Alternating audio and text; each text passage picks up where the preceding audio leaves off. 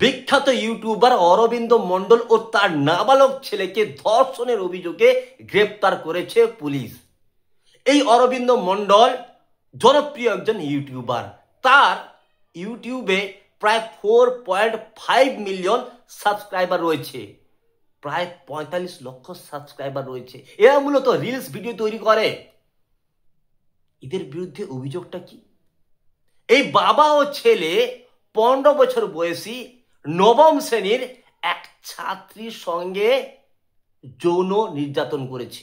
ভাবা যায়, মাত্র 15 বছর বয়সী নবম শ্রেণীর ছাত্রী, যার সঙ্গে এরা যৌন নির্যাতন করেছে।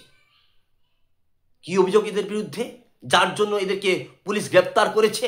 এই বাবা ও ছেলে ইউটিউবে পপুলার হওয়ার লোভ দেখিয়ে 15 বছর বয়সী নবম শ্রেণীর ছাত্রীকে ডাকে, তারপর তাকে বিভিন্ন জায়গায় নিয়ে যায়।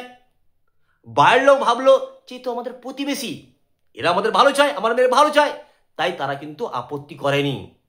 তারপর এই অরবিন্দ মণ্ডল ও তার ছেলে সুযোগ বুঝে এই নবম শ্রেণীর 15 বছর বয়সী ছাত্রীর গোপন ভিডিও শুট করে নেয়, গোপন ভিডিও তুলে নেয়। তারপর তাকে ভয় দেখাতে শুরু করে, তুমি যদি আমাদের কথা না শুনবে তাহলে তোমার এই গোপন ভিডিও সোশ্যাল মিডিয়ায় ফাঁস করে দেব। এমনই গম্ভীর অভিযোগ লাগানো হয়েছে এই বাবা ও ছেলের বিরুদ্ধে। তারপর এই বাবা ও ছেলে মিলে এই 15 বছর বয়সী নবম শ্রেণীর ছাত্রীর সঙ্গে যৌন নির্যাতন করেছে।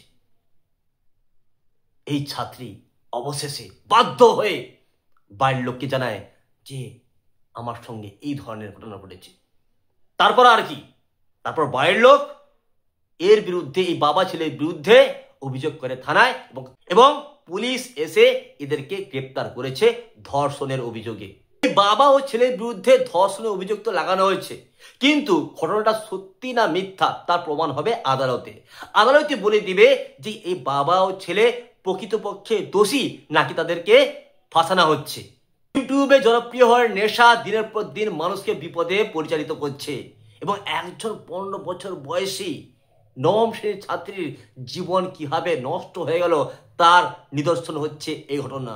সুতরাং ইউটিউবে জনপ্রিয় হওয়ার নেশা, আপনারা এতটাই মত্ত হয়ে যাবেন না যাতে করে আপনার সন্তানদের জীবন এইভাবে নষ্ট হয়ে যায়, ধ্বংস হয়ে যায়। আপনারা সচেতন হন, সচেতন হন, আর নিজের সন্তানদেরকে সচেতন করুন, যাতে করে পরবর্তীকালে আপনাদের সন্তান এই ধরনের সমস্যার সম্মুখীন না হয়।